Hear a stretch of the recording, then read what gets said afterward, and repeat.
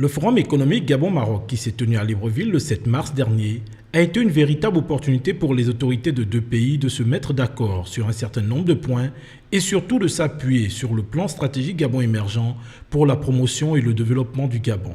Le Gabon dispose d'une vision, le plan stratégique Gabon émergent 2025, véritable projet de société et qui a pour ambition de transformer ce pays et de le promouvoir un Gabon émergent en moins d'une génération.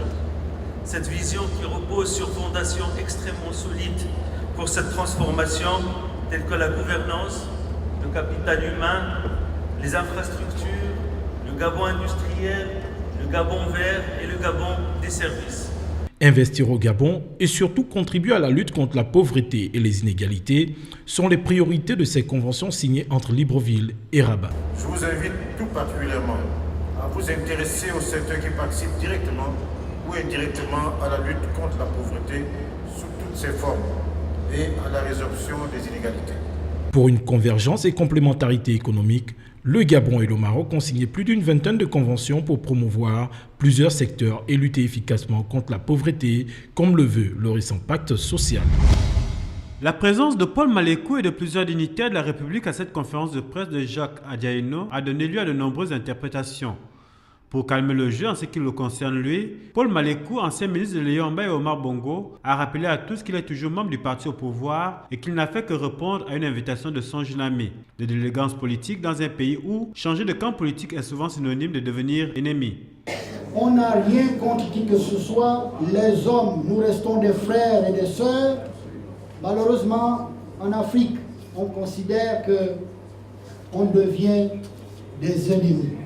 Mais vous savez, j'ai appris quelque chose avec le président Bongo. J'ai appris quelque chose d'important. Il n'y a jamais d'amis définitifs et il n'y a jamais d'ennemis définitifs quand on fait de la politique. La sortie de Jacques Adiaino n'est pas restée sans réaction. Le Parti démocratique gabonais dont il a démissionné a dit prendre acte, indiquant par ailleurs qu'il n'est pas surpris par la démarche de l'ancien secrétaire général du parti au pouvoir qui n'est plus jamais apparu dans les activités du parti depuis le décès de son fondateur en 2009. Le PDG tente donc de dédramatiser au moment où il s'apprête à célébrer son 46e anniversaire, mais le PDG sait aussi que Jacques Adiaino fut une éminence grise du parti et que s'il s'en va, ce n'est pas pour rendre la tâche facile à ses anciens coéquipiers.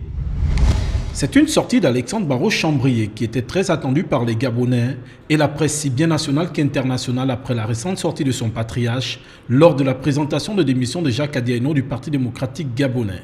Nous sommes dans une structure organisée, mais il est clair que chacun d'entre nous a sa sensibilité. Et j'ai eu l'occasion de dire ce que je pensais de certaines choses. Bon, pour moi, la page est tournée. Nous n'oublions pas, nous passons à autre chose.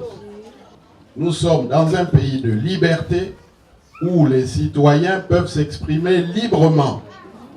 Et nous n'accepterons pas que certains soient livrés à la vindicte populaire parce que, bon, ils ont pris des positions libres à eux. Chacun est libre. Cette sortie s'inscrit dans le cadre de l'inauguration d'une bretelle en pavé livrée par le député.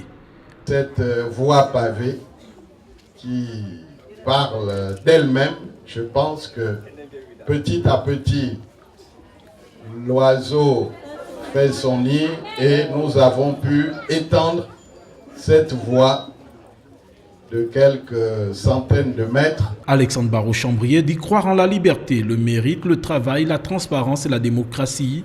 Dans une réponse pas très claire, il garde les pieds sur terre et au Parti démocratique gabonais. Je suis quelqu'un de déterminé. Vous m'entendez? Et si jamais, si d'aventure, les gens s'amusent à me chercher, ils vont me trouver.